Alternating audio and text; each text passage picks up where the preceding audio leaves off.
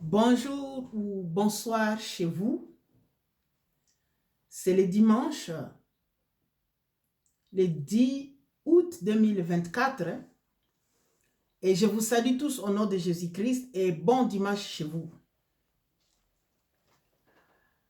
C'est la servante de Dieu, Maman Philo, et Dieu met dans mon cœur de venir partager avec vous sur un sujet éminent et c'est concernant les veuves et les orphelins. Avant de développer ce sujet, nous allons commencer par la prière. Père, au nom de Jésus-Christ, je suis devant toi à ce moment. Esprit Saint de Dieu, je te donne ces moments. Règne, domine. Aide-moi afin que je puisse être en mesure d'exprimer comme il faut mes pensées et que ces pensées puissent être accueillies par ton peuple comme l'est ta volonté. Au nom puissant de Jésus-Christ, je prie. Amen. Et je disais que l'Esprit de Dieu met dans mon cœur de venir parler par rapport à un sujet qui est éminent, que nous savons, mais qui est un peu important à écouter. Dieu veut que l'opinion puisse être encore éveillée au sujet des veuves et des orphelins, car c'est une catégorie de gens qui se sentent marginalisés et ils se sentent aussi enclavés. Ils ont difficile à s'ouvrir, ils ont difficile à se développer. Ils ont besoin de l'aide, ils ont besoin de l'amour afin qu'ils puissent être en mesure de s'ouvrir et de continuer la vie parce qu'ils se sont vus leur avenir à s'assombrir. Ils ont comme perdu de confiance. Ils doivent encore refaire leur vie et ils deviennent nombreux dans le monde. Ils deviennent nombreux. Les gens sont en train de mourir, les hommes meurent et les mamans sont en train de rester. Ils sont beaucoup. Des hommes meurent, c'est pas parce que... Non, c'est pas quelque chose que l'on peut souhaiter, mais ça arrive. Il arrive que les hommes meurent beaucoup et les veuves, leur nombre est en train d'augmenter et les enfants orphelins aussi deviennent beaucoup. Alors, écoutez, Dieu les aime. Dieu les aime et Dieu a besoin qu'on vienne à leur aide. Écoutez, la parole de Dieu dit que Dieu prend plaisir à la miséricorde. Dieu prend plaisir à la miséricorde. Dans mon rêve, je vois le veuve assise, enfermée quelque part. Elles attendent de l'aide. Mais qui pourrait leur venir en aide? Qui pourrait leur venir en aide? Écoutez, il est vrai que nombreux font des collectes une fois par an, ou 2 fois par an. Ils partent, ils vont distribuer des nourritures, ils vont distribuer des habits et ils rentrent. Et c'est vrai, ils ont aidé, mais ça ne suffit pas. Et après ça, même si on faisait une collecte où on devait donner par exemple à chaque famille de veuves avec des orphelins un sac de riz, un bidon de l'huile, un sac de foufou, et des choses comme ça, surtout en Afrique. Et puis après, on part. Et puis ils mangent. Je ne sais pas si c'est pour un mois, je ne sais pas si c'est pour 1 mois et demi, pour 2 semaines. On leur donne par exemple des habits, une pièce de pagne par exemple. Et puis on part, on dit oui, on a aidé les orphelins. Oui, mais ça ne suffit pas. Au-delà de ça, c'est que Dieu veut et qu'on puisse leur venir en aide de manière que Essayez plutôt de les relancer dans la vie. Voilà. Essayez de les relancer dans la vie. Les approcher, parler avec eux, savoir leur vie, plutôt leur pensée. Qu'est-ce qu'ils veulent être en mesure de faire, par exemple? Une maman peut être une maman âgée. Mais si tu lui donnes seulement de la nourriture, elle va manger 1 mois, 15 jours, 20 jours, et puis c'est fini. Mais si tu lui donnes, par exemple, un fonds de démarrage pour le commerce,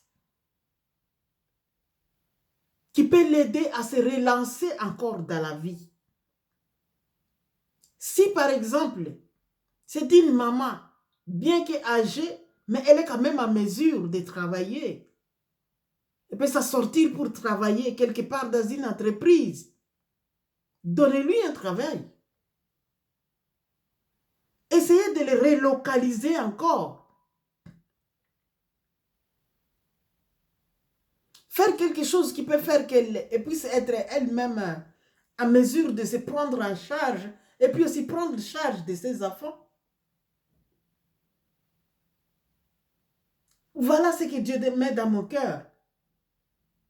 Par exemple, allez prendre un temps, faire des formations avec des veuves, les conscientiser. Oui, les conscientiser. On peut leur donner des fonds de commerce. Mais alors, pour les conscientiser, par exemple, leur demander de payer des petits intérêts pour qu'elles prennent conscience et de ne pas bouffer le capital et puis attendre encore qu'on viendra nous aider. Non. Ça, par exemple, ça peut encore éveiller leur attention. Ça peut encore faire qu'elles-mêmes puissent prendre conscience de la responsabilité qu'elles ont et ne pas chercher toujours à attendre de l'aide, manger, s'habiller et puis demain encore il n'y a rien.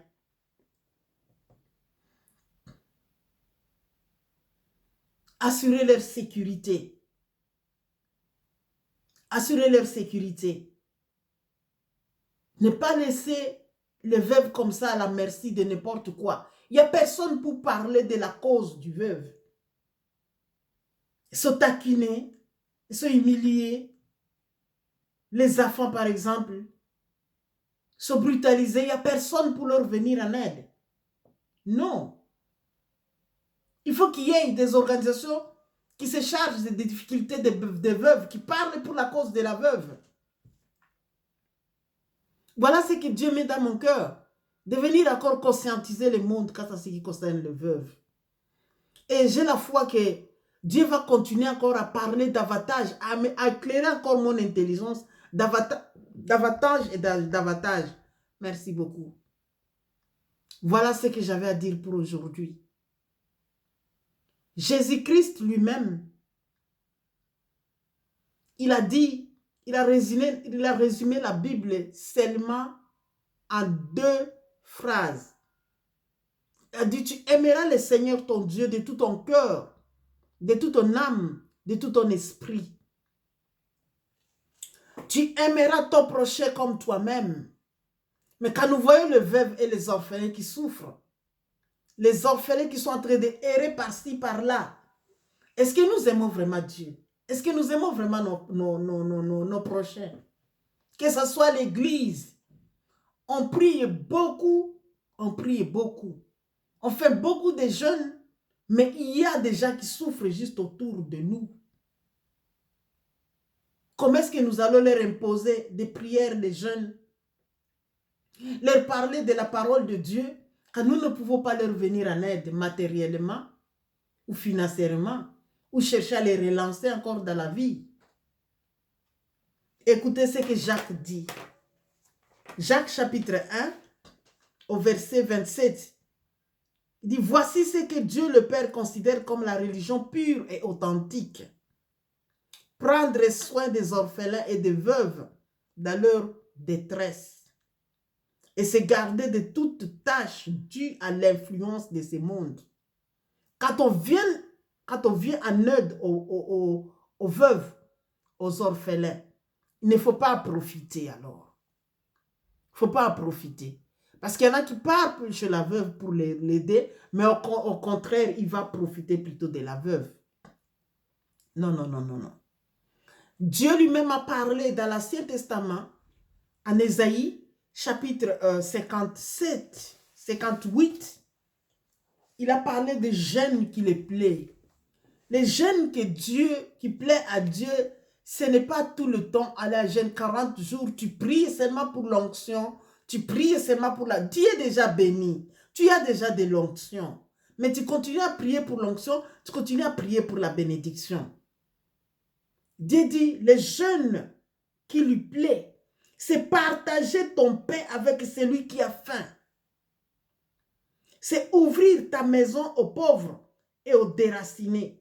Fournir un vêtement à ceux qui n'en ont pas. Ne pas te détourner de celui qui est ton frère. Et il y a encore la conséquence qui vient là-bas. Conséquence positive. Dieu dit, alors ça sera pour toi l'aube d'un jour nouveau. La plaie ne tardera pas de se cicatriser. Le salut te précédera. Qui sait pourquoi ton business ne va pas de l'avant?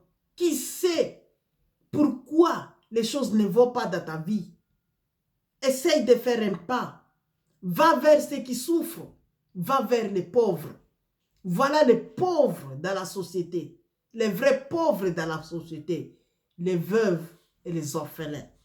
Dieu le prend en considération et Dieu veut encore éveiller la conscience quant à ce qui concerne leur situation. Voilà. Nous allons encore nous limiter aujourd'hui à ces points-là.